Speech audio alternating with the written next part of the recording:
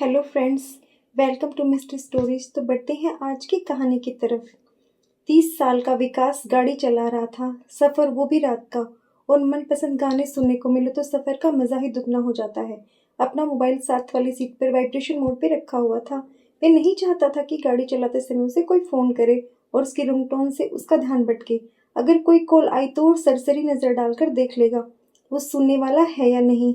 दिसंबर की कोहरे वाली रात थी। ऑफिस में आजकल काम इतना बढ़ गया था कि उसकी पत्नी रीता भी उसे देर रात तक देख नहीं पाती थी। उसकी बड़ी बड़ी कंपनियों का माल एक जगह से दूसरी जगह सप्लाई करने का काम था, इसलिए बहुत रात तक उसको काम करना पड़ता था। पहले वो ये काम अपनी पत्नी के साथ मिलकर करता था, फिर रीता के भाई को भी उसने साथ में रख लिया। एक ट्रक से शुरू हुआ बिजनेस 20 ट्रक तक पहुंच गया। रीता ने काम छोड़ दिया था, उसने ड्राइवर के रखे हुए थे, फिर भी बहुत व्यस्तता रहती थी। मुश्किल से संडे मिल पाता था जिसे वो रीता के साथ गुजारता था। कल तो संडे है, आराम का दिन है, गुनगुनाते हुए उसने मोड़ काटा। अभी आधे घंटे का रास्ता था घर पहुंचने के लिए। ऑफिस के लिए इंडस्ट्रियल एरिया में बड़ी कोशिश के बाद सफलता मिली थी, लेकिन इसका फायदा भी हुआ। ऑर्डर ज्यादा आते थे कंपनियों के।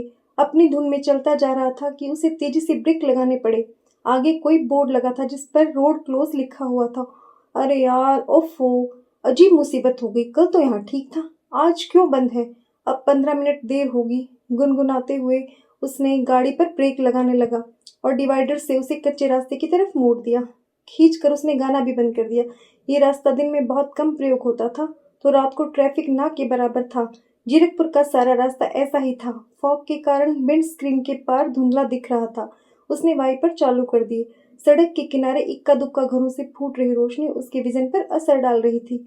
पेड़ों पर से फॉग की नमी टप टप की आवाज से उसकी गाड़ी की छत पर सन्नाटे में अजीब आवाजें निकाल रही थी। तभी उसके मोबाइल पर लाइट फ्लैश हुई।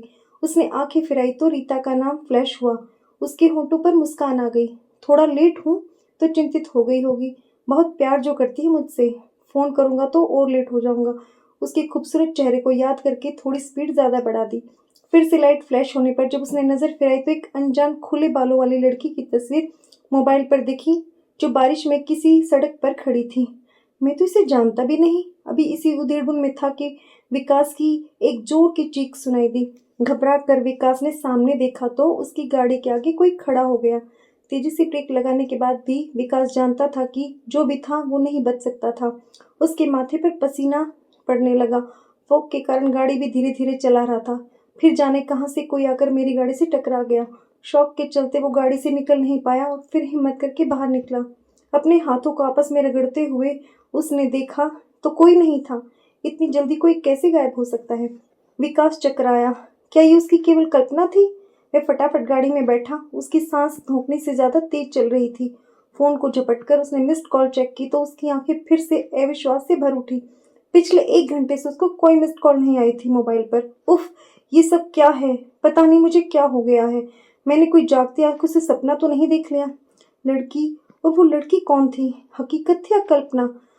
हैरान होकर विकास किसी तरह घर पहुंचा तो रीता की आंखें सवाल करती दिखी। आज ऑफिस में बहुत काम था यार, थक गया हूँ, थोड़ा सोना चाहता हूँ। कपड़े बदलते हुए वह बोली, तो एक दूसरे के साथ मिलने के लिए, टाइम स्पेंड करने के लिए मिलता ही नहीं है। यह कहते कहते ही रीता की आंखें भीग गई।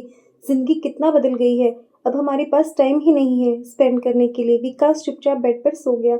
वह भी करवट बदलकर सो गई बिना कुछ खाए पिए। विकास की आंखें जरूर बंद थी, लेकिन वो पूरे होशो हवास में था। उसके मन में सवाल घूम रहे थे। कौन थी वो मोबाइल वाली लड़की? गाड़ी के आगे कौन टकराया होगा? वो कहाँ गायब हो गया? उधर रीता सोच रही थी कि विकास इतना बिजी रहेगा, वो तो एक मशीन बनकर रह जाएगा। ऐसा उसने सोचा भी नहीं था। सोच में डूबे विकास की आंखें कब नींद से भारी हो गई पता ही नहीं चला। नींद में भी उसे वही लड़की दिखी तो वो चीखते हुए उठ बैठा। रीता भी घबरा कर जाग गई। क्या हुआ विकास? कुछ नहीं, बुरा सपना देखा मैंने, सो जाओ तुम। और वह यह कहकर सो गया। फिर उसने दोबारा से ऐसे ही देखा, वो फिर से उठकर बैठ गया। वो बहुत घबरा गया था। सुबह उसकी नींद फिर देर से खुली। ऑफिस लेट पहुंचने के ख्याल से वो जल्दी बाथरूम में घुस गया और शेव बनाने लगा। अभी वह ब्रश घुमा ही रहा था कि उसने अपने बाएं कंधे पर किसी के हंसने की आवाज सुनी। वह मुड़ा तो कोई नहीं था। उसने सोचा कि शायद कम नींद लेने के कारण उसे वहम हो गया है। रेजर को अपनी ठुड्डी के पास फिराते हुए उसने दाएं कंधे की तरफ किसी के हंसने की आवाज सुनी तो वह एक झटके से मुड़ा। तभी रेजर से उसकी चिन पर कट लग गया। कट में से खून निकलने लगा। वह जितना साफ करने की कोशिश कर रहा था, खून और ज्यादा निकल रहा था। तो आईने में उसने देखा कि लगभग 18-19 साल की एक लड़की नजर आई, जिसकी आंखें सफेद और भावहीन थी। एक बाजू का मांस फटा हुआ था। उसकी आंखें बहुत डरावनी लग रही थी।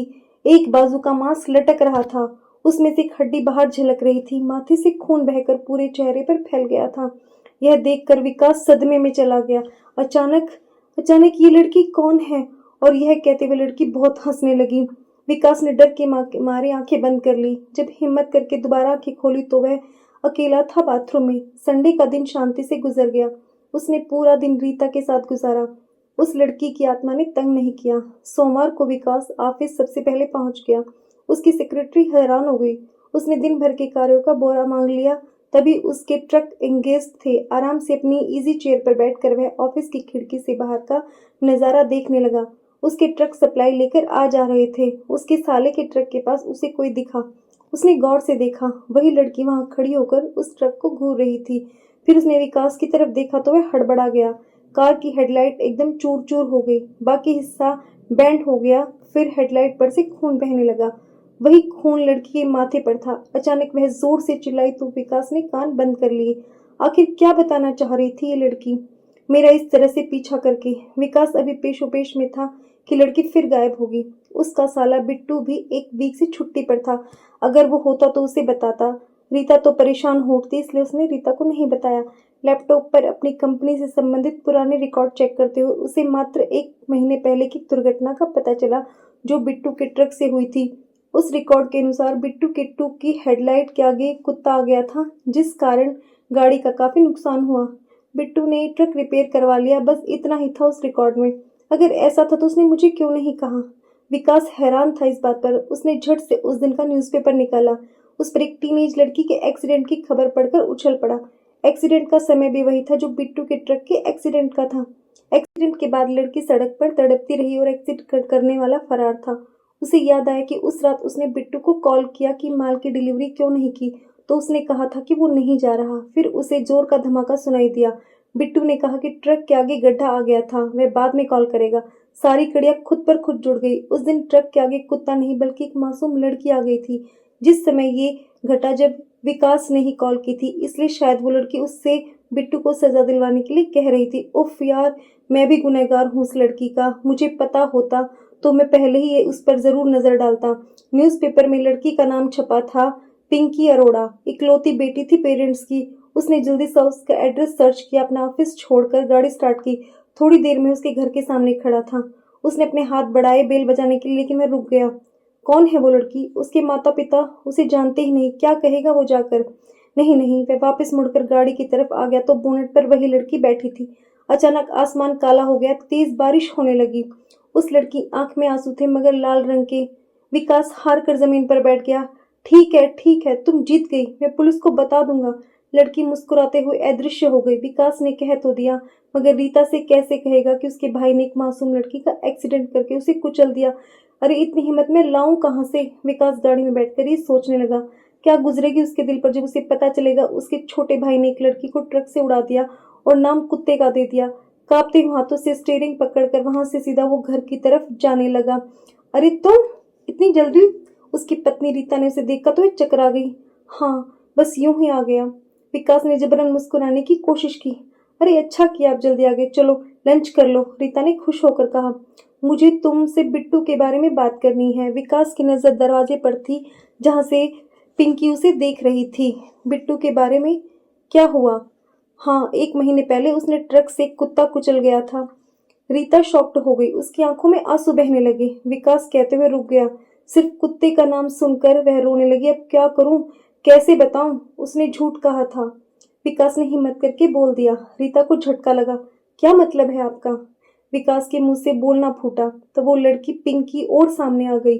कंप्यूटर पर कुछ करने लगी। ये कंप्यूटर तुमने चालू किया है विकास? वह स्क्रीन के आगे बैठ गई। उसकी नजर अखबार की हेडलाइन पर पड़ी, जिसमें पिंकी के एक्सीडेंट की खबर छपी थी। सारा पढ़ने के बाद उसे पता चल गया कि उसके भाई ने ही यही काम किया था। वह महसूस कर रही थी उस लड़की के दर्द को। जाओ, पुलिस के पास जाकर जाओ और बता दो, उसने दृढ़ता से विकास को कहा। विकास को रीता पर गर्व हुआ। वह उठा और बिट्टू के घर चल पड़ा। घर पहुंचने पर उसने बिट्टू को बहुत कमजोर और थका हुआ पाया। मुझे पता है कि तुमने एक लड़की का एक्सीडेंट किया और तुम भाग गए। मैं पुलिस को बताने जा रहा हूँ, विकास ने सीधे ही उसको कह दिया। बिट्टू बहुत डर गया और बताने लगा, तुम्हें नहीं पता वो रोज मुझे भी दिखती है और मेरा सारा सुख चैन खत्म हो गया है। विकास मरे हुए स्वर में बोला, मुझे भी वो हर कहीं दिखती है। मुझे पुलिस को बताना ही होगा, वह घुट घुट कर, नहीं तो मैं मर जाऊंगा। नहीं, नहीं, उसका चेहरा पीला पड़ गया। बिट्टू ने कहा, नहीं भाई, ये ऐसा मत करना, यही रास्ता बचा है, मैं जा रहा हूँ, तुम अपने आप को पुलिस के हवाले कर दो, फिर उसकी आत्मा तुम्हें कभी परेशान नहीं करेगी। कहकर विकास पुलिस स्टेशन चला गया। वहां उसने तफ्तीश से सारी बातें बता दी। पिंकी की आत्मा उसके पीछे ही थी। उसके बयान देते ही वह धुआं बनकर उड़ गई।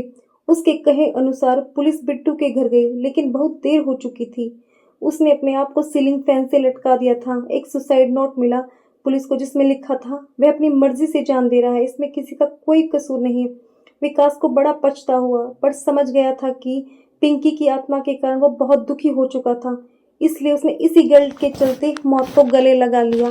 दोस्तों, मेरी आज की कहानी यहीं खत्म होती है। अगर आपको मेरी कहानी पसंद आती है तो मेरे चैनल को लाइक करें, सब्सक्राइब करें। Thank you and